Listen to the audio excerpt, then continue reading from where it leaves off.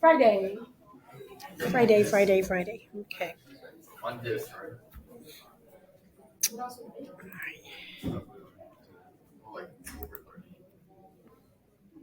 It's like really weird that it's actually weird to do this while I'm sitting. Isn't it funny? It's like when you sat yesterday, I was like, that doesn't look right. it doesn't feel right either. But I'm having some sort of, I don't know, nerve or tendon issue in my neck and back. So it feels better to sit. It hurts when I'm standing too much. But this is just not comfortable. I don't know. It's really weird. Is it the chair you're sitting? Like maybe I don't. It's like the whole like. It's just mess. It's just weird. it's just not. Nothing's. It doesn't quite fit. Like I don't sit when I teach, but I can't stand all day. I don't know what's wrong with me. There's something wrong with me. But we're gonna ignore it. I'll just keep ignoring it. Maybe it'll go away. That's how I deal with my medical issues. Life problems. We ignore them and we pray they go away. Okay, getting old is terrible. I hate getting old. I don't want to get old anymore. Okay, so we are verifying the identity. Okay, so a couple basic things to remember. Whenever possible, we want to try to just simplify things down to the basics of sine or cosine. Okay. Sometimes that's not the correct path. Sometimes we have to try something different. But in looking at this one, to me, it looks like it's going to work, and it'll probably work pretty easily, right? Remember, we're not going to cross multiply. We work with one side and the other side if necessary, but not at the same time, okay? So what was your first step here? Yes. All right. So we're going to change tangent. Tangent is sine over cosine. So tangent squared is sine squared over cosine squared. See, it's just like I feel like I should be sitting there in order to write. That's what the problem is. The struggles. The struggles. Okay. Over sine squared. And we're going to leave the right side alone. So we're just going to keep carrying down that equal sign. Okay. So then what do we do? Flip it. Flip it, flip it, flip it. Okay, so we get sine squared x over cosine squared x times 1 over sine squared x equals. And then we see our sine squares cancel. And we're left with 1 over cosine squared x equals 1 over cosine squared x. And we're finished. Is that happiness? Everybody's happy? Anthony, you happy? Okay. Anthony's happy. We're all happy. Yeah. I'll figure it out. Okay. Ooh, this one looks hard. That's right. We all do it. You changed cosine. Because I had to do it slowly. Yeah, maybe it's Okay. You guys listening? So Danielle said she changed cosecant squared to, what was it? Cotangent squared x minus 1. That's one of our Pythagorean identities. Plus tangent squared x. Okay, and then what? Can we restart from the beginning?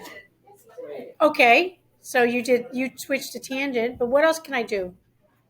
Yes, Kobe. That's the easiest. Is that supposed to be plus 1? Well, let's check it. Good question. So we have sine squared x plus cosine squared x equals 1, right? So if I divide everything by sine squared,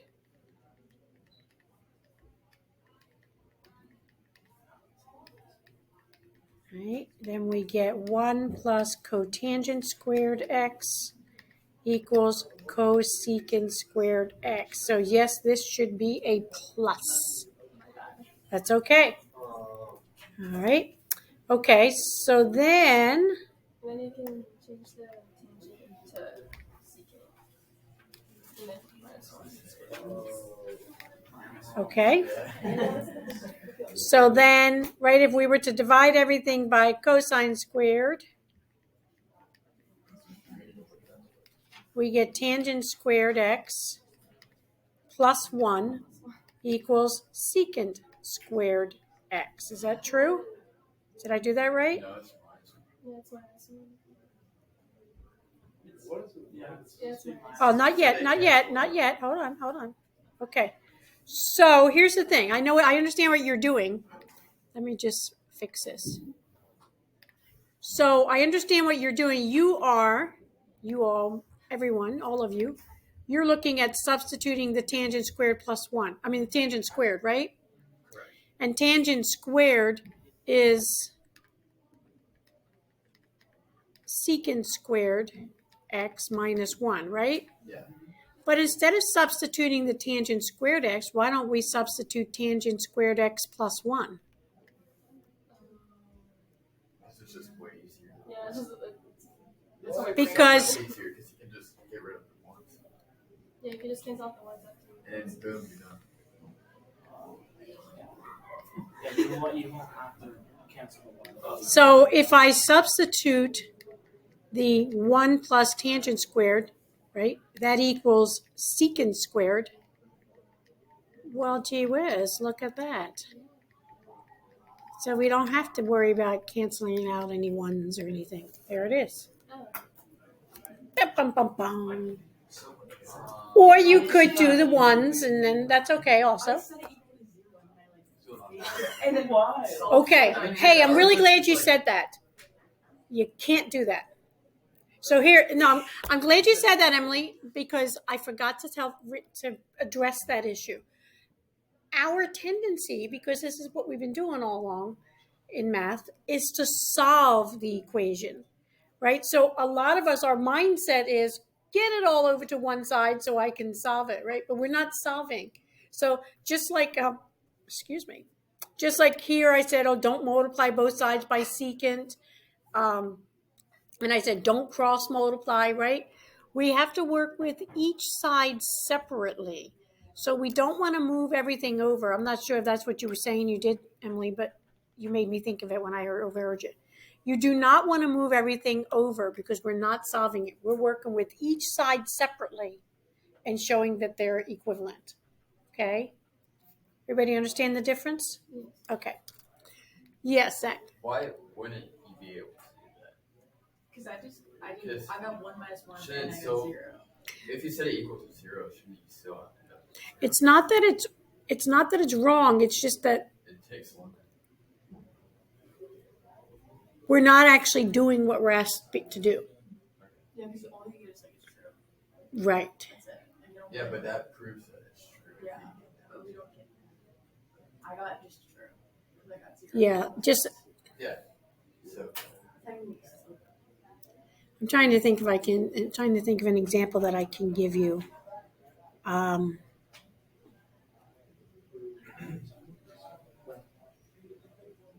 It's kind of like, I don't know if this will make sense to you at all, but it's kind of like we're saying, right, 2x minus 3 equals 4, right? And I want you to prove that that's true, right?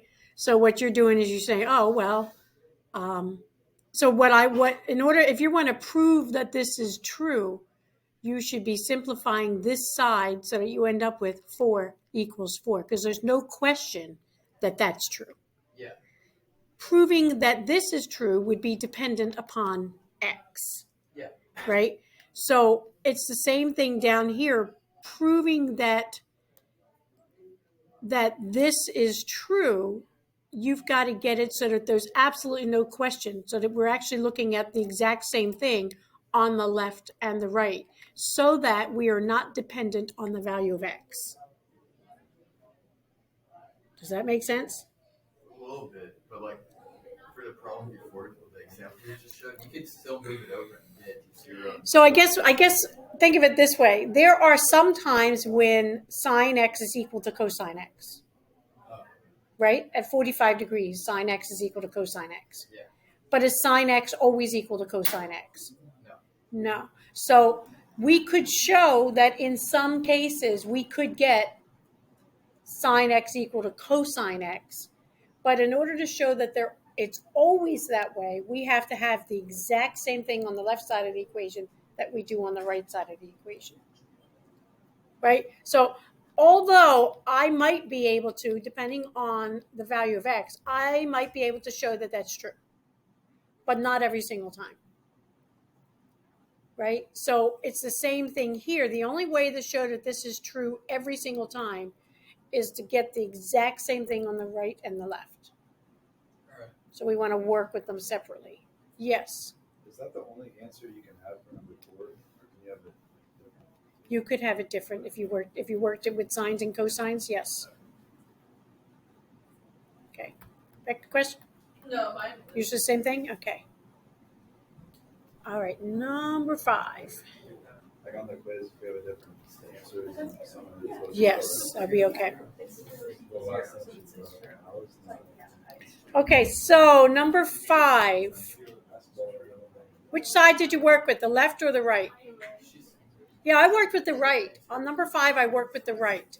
And on what I did was I broke this up as 1 over sine x plus sine squared x over sine x. And it's really easy when we do that, because 1 over sine x is cosecant x, and sine squared over sine is sine x, and boom, we have the same thing on the left and the right. Yes, you could have done it differently. Okay. So the other way of doing it would have been to start with the left side. And let's see, I would rewrite the cosecant x as 1 over sine x. Right? Get a common denominator. So that would be sine squared x over sine x plus 1 over sine x.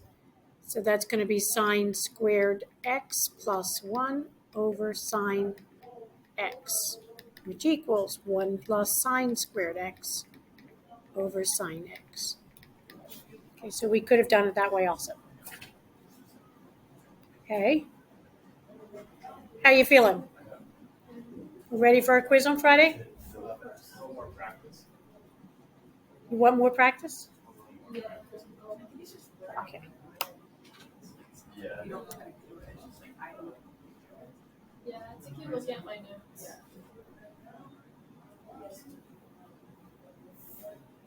Well, you don't have to. You can figure it out.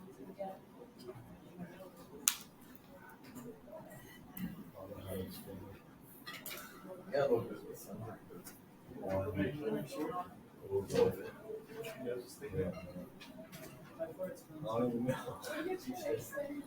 Bro, that's being here. That's being here, bro. That's being here, bro.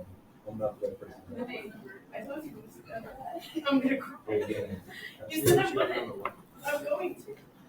This is awful. Like, none of this makes sense. Like I thought her explains, like her going over this where I'd be a little, yeah, no, I don't even know what she's doing. You just watch the video. Okay. So let's do this one. Let's do, and these can get very complicated, but we're not going to because we need to move on.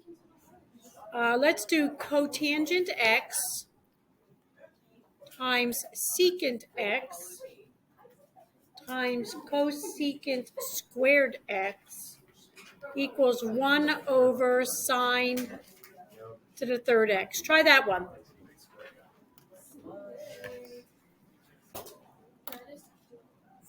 You can do it any way you like. You can write on your leg if you want to.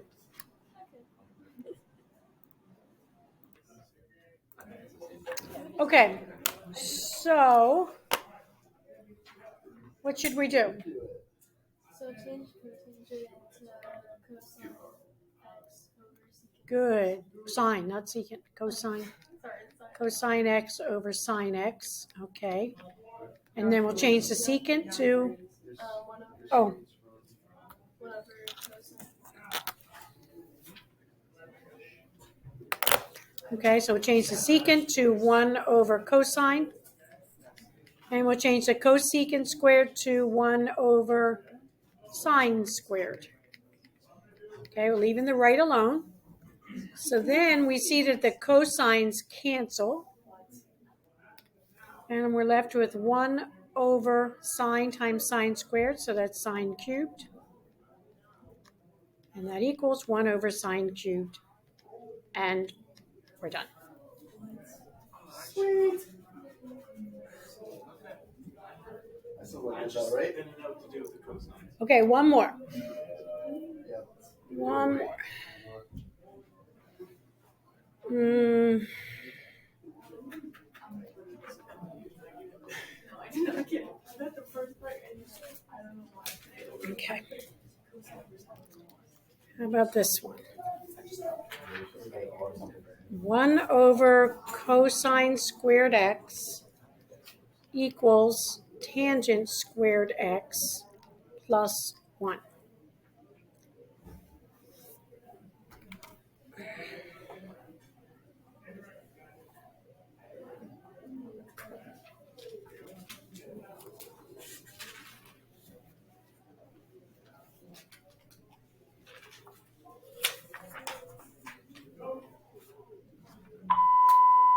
Excuse me, Ms. Murray. Yes. Hi there, can I schedule an event for early dismissal, please? Sure.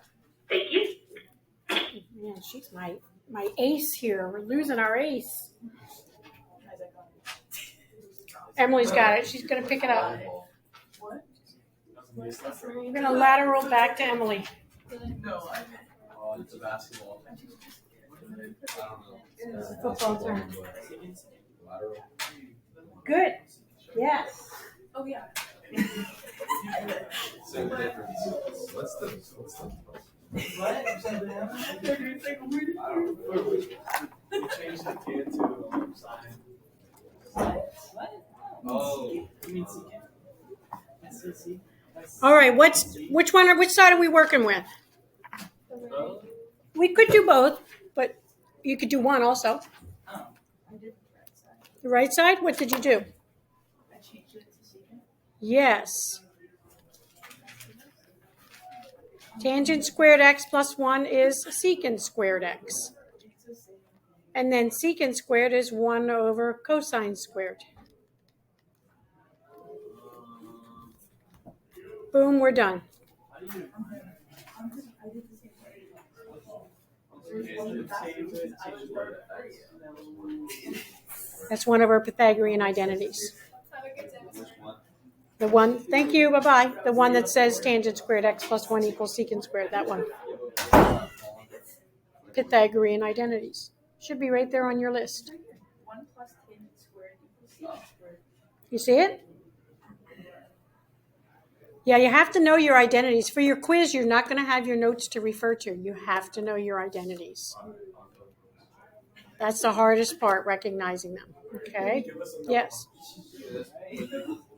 Plus 1, like if it was just tan squared x by itself, it wouldn't be secant squared x. Correct. That is correct. It's the plus 1. And remember, that comes from sine squared x plus cosine squared x equals 1, right? So what we did is we said, oh, let's divide everything by cosine squared.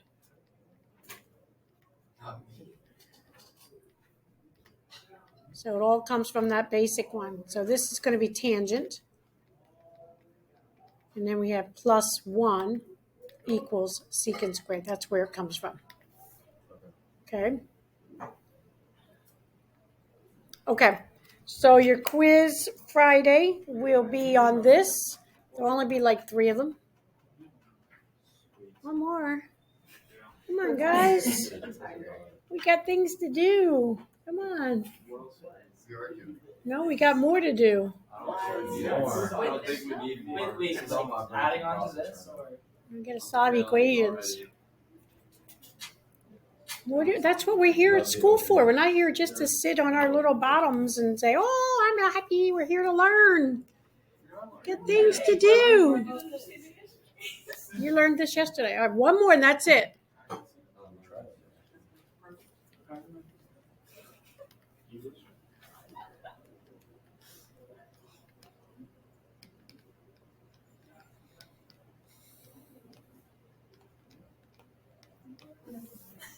Last one.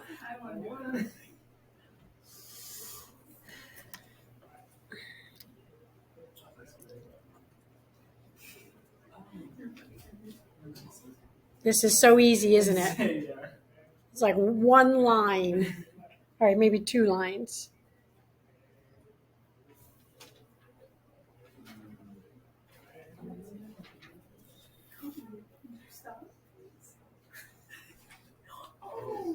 Yeah, see?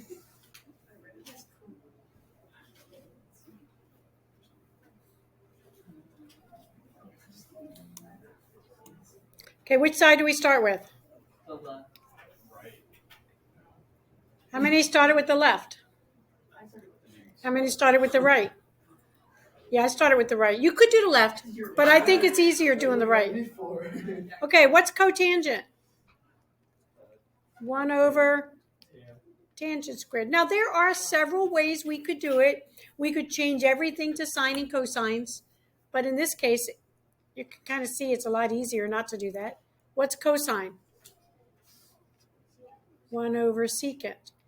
So while I'm doing that, I'm looking at the other side to make my decisions. So now I've got 1 over tangent squared secant x, and that equals 1 over secant x tangent squared. That's all you have to do. Okay. Now, we could have done it by changing everything to sine and cosines. So, for instance, let's work with the left side. This is going to be 1 over cosine times sine squared over cosine squared,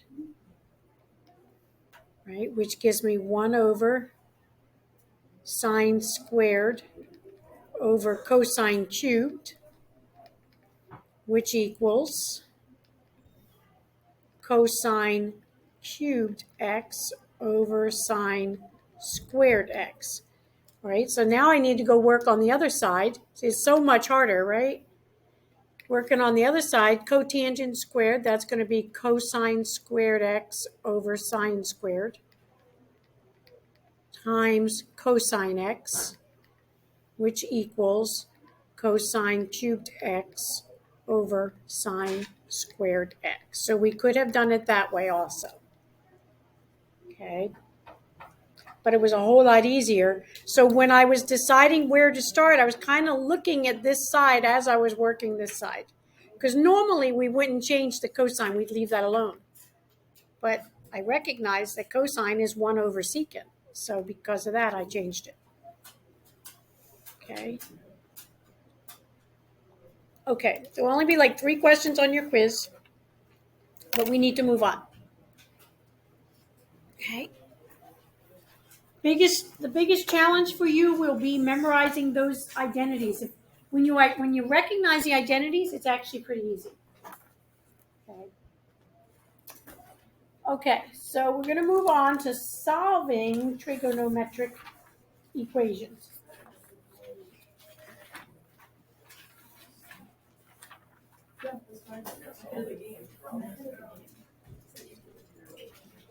That's not solving.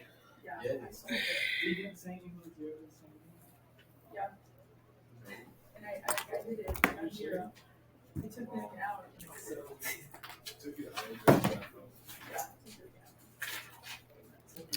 Okay. This is much more important than the identities, okay? So let's say, for instance, that we have 2 sine x minus 1 equals 0.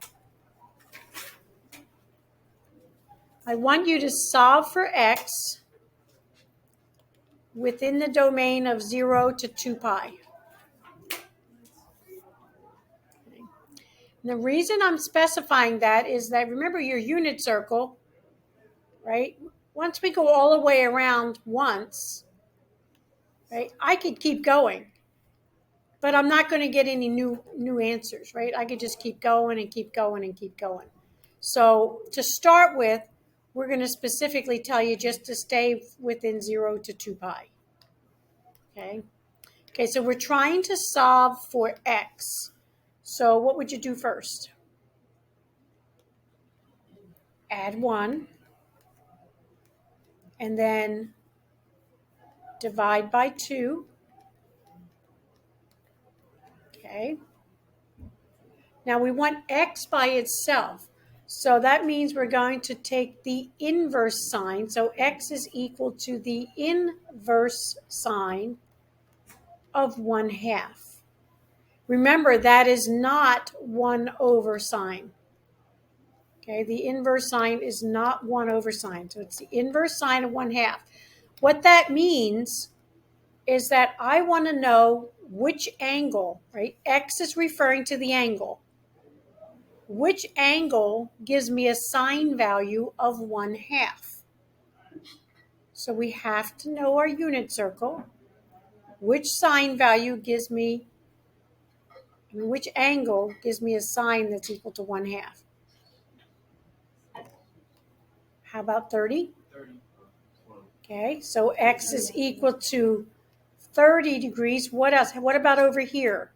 This is negative root 3 over 2, comma 1/2. Does that work? Okay, what angle is that? 150. How about down here? Is that one going to work? No, because it's negative 1/2, right? How about over here? That doesn't work either. So we get 30 and 150. So, but if you notice, our domain was in terms of radians, so we have to change this to radians. So x is equal to pi over 6 or 5 pi over 6. And that's our solution. Okay. I'm going to show you this on the graph.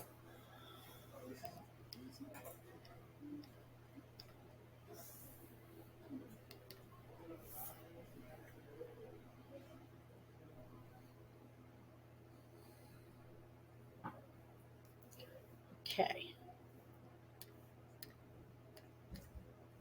All right, so we've got 2 sine x minus 1. I'm going to graph it in radians. Okay, and we'll leave it from negative 4 to 4 because I know enough about my function. What's the amplitude of this? 2, right. So if I know if I go from negative 4 to 4, I'm going to be okay on the y-axis. On the x-axis, we're going to go from 0 to 2 pi because that's what they said my domain is. And I'm going to make the scalar, I'm going to make it pi over 6. Because when I solved it manually, pi over 6 was one of my answers, right? So what am I looking for when I graph it? I'm looking to see where 2 times sine x minus 1 is equal to 0. How am I going to see that on the graph? Yeah, it's the x-intercept. Okay. Oops, I have to change my mode. Okay, so look, when I graphed it, that's clearly not a sine curve, right? We have to know something about the function we're graphing. So I know that there was a mistake there because it's like, oh, that's not a sine curve. So I've got to change my mode to radian. Okay. Now I get a sine curve. Okay, each mark represents pi over 6. So sure enough, pi over 6, 2 pi, 3 pi, or 4 pi. Here's 5 pi over 6. So it's going to cross the x-axis in 2 places, pi over 6 and 5 pi over 6. Okay, those are the 2 angles that give me the correct answer. Okay, everybody got that? All right, let's do another one. Let's look at, okay, how about sine x plus root 2 equals negative sine x. And we're going to work again 0 to 2 pi. What do you think? We're trying to solve for x, so what do you think we should do?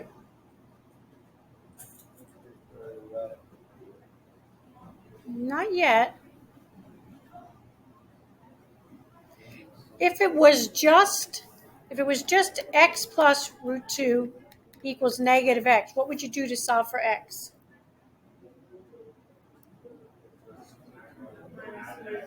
We would add x to both sides, right? We've got to get the variables all on the same side, guys, right? Come on. Don't forget your basic algebra, right? If you're solving for x, you've got to get all the x's to one side. So we're going to add sine x to both sides. Okay. So that gives me 2 sine x. Then what? Then what, Anthony? Yeah, subtract the radical 2.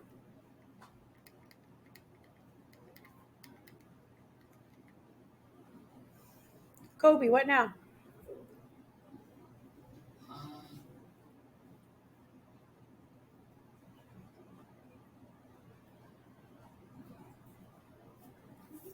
You guys finished having your little powwow? Yeah.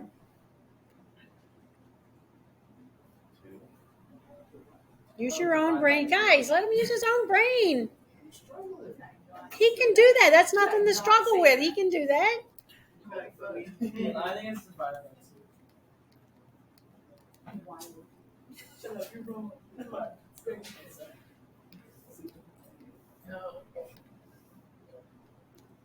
Okay, so that means that we're taking the inverse sine to get the x by itself. We're taking the inverse sine of both sides. Okay. So now we have to figure out where that is. Okay. So look at our unit circle. Sine is the y value. What angle gives me a y value equal to negative root 2 over 2? Okay, so 45 is not going to work. Well, 135, will that work? No, because that's going to be positive. Down here at 225 or 315. Now we have to convert those to radians. Okay, so this is I was going to say this is pi, right? Or 4 pi over 4. So what's this one? 5 pi over 4. And then we have 6 pi over 4, and then this is 7 pi over 4. And there's our answer. Okay. Now, if we do this on our calculator, it can help us, but we have to be careful. It's going to give us a weird answer. I think it's actually going to give us negative 45 as an answer. But let's check it out, right? Got to put myself back in degrees. Okay. So I'm going to do inverse sine of negative root 2 over 2. Okay. And sure enough, that gives me negative 45 as an answer. So we can't rely on our calculator. That is not incorrect. Negative 45 brings me here.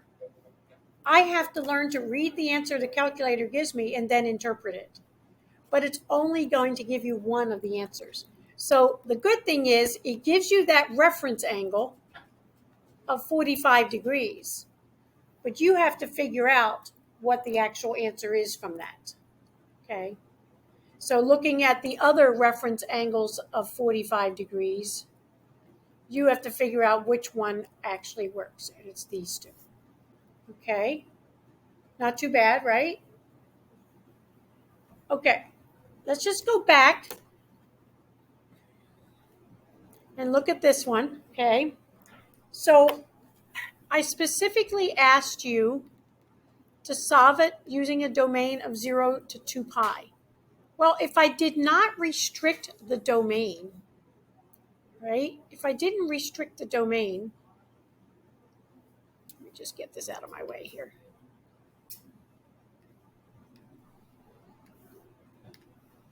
Okay, my answer would be right here and then right here.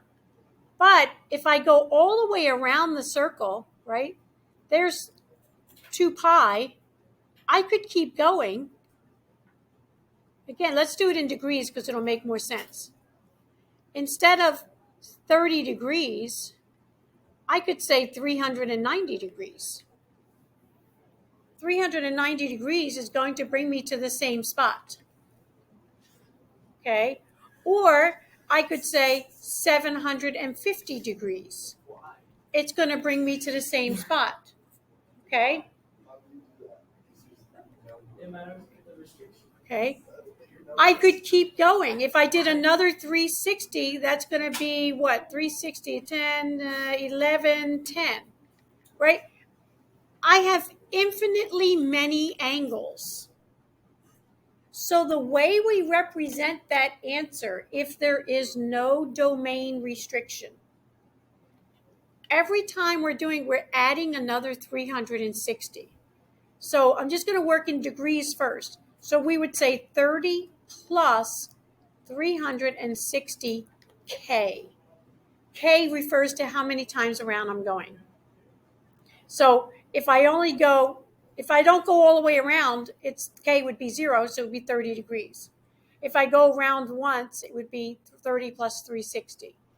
If I go around again, it's 30 plus 360 times 2, right? This number refers to the period. Okay? So in radians, we would say pi over 6 plus 2 pi K, indicating that I can keep going around and around and around depending on the value of K. So how would I express this other answer? 5 pi over 6 plus 2 pi K. So when we do not have a restriction on the domain, we have to write the answer like that to include all possible answers. Does that make sense? You wouldn't have the pi over 6, it's just the pi. So we would have 2 answers here. One of them would be pi over 6 plus 2 pi K, and the other would be 5 pi over 6 plus 2 pi K. Those would be our 2 answers. Okay. Okay, how much time we have left? Oh, wow. We got lots of time, man. Let's go for. Lots and lots We of have time. we have to test the tree. We have to test the tree then. It's not fair. Yeah, we gotta bring back to that. It's a new tree. I saw a cool tree the other day. All the way over there. Yeah, we gotta bring back to It's that. right where the shot put is. No, we went on a field trip. It's actually Yeah, you missed that. Yeah, you missed the field trip. Yeah, 'cause So over by, I wanna know what type of. Okay, so you're going to solve those 3 for x on the interval from 0 to 2 pi. First one.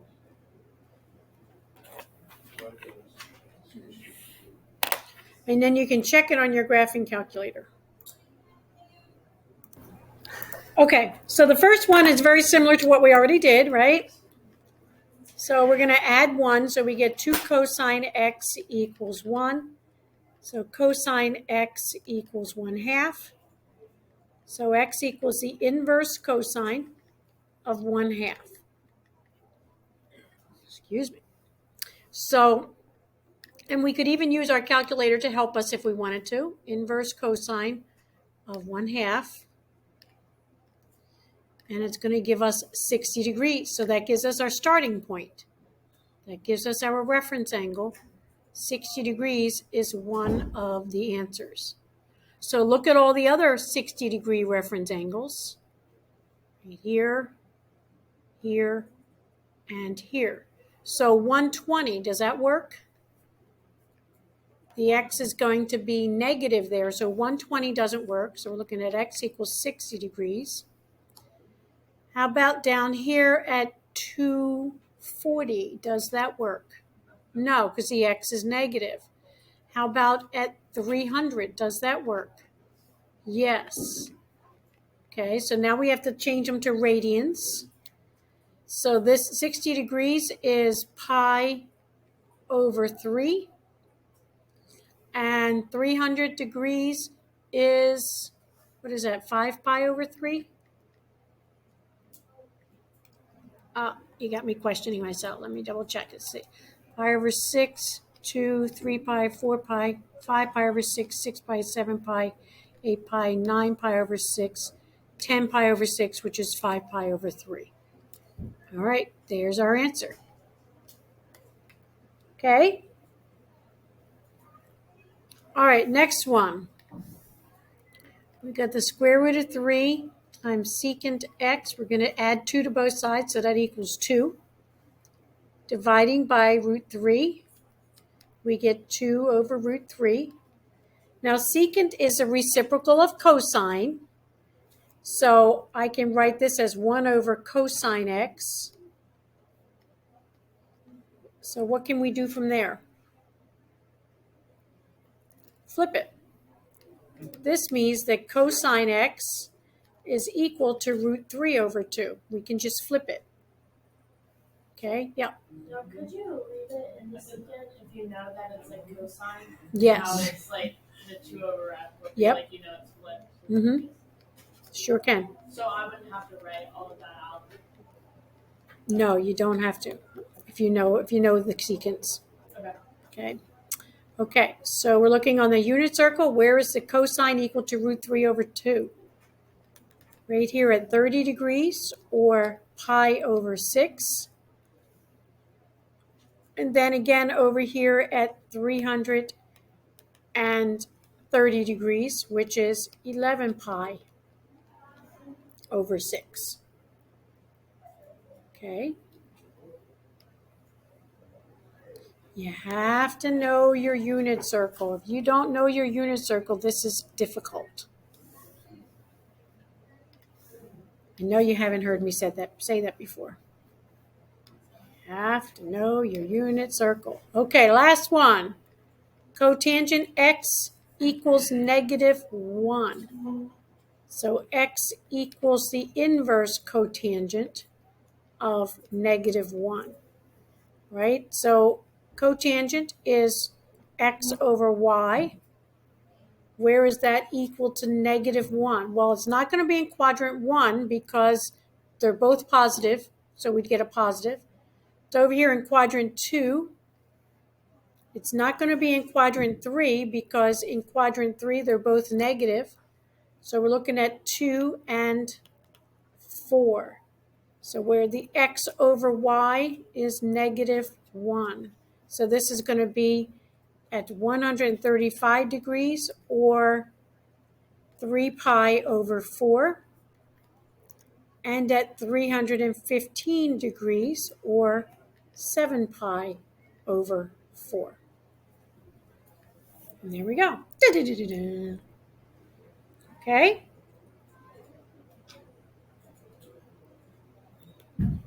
Questions? Okay, we're going to stop there.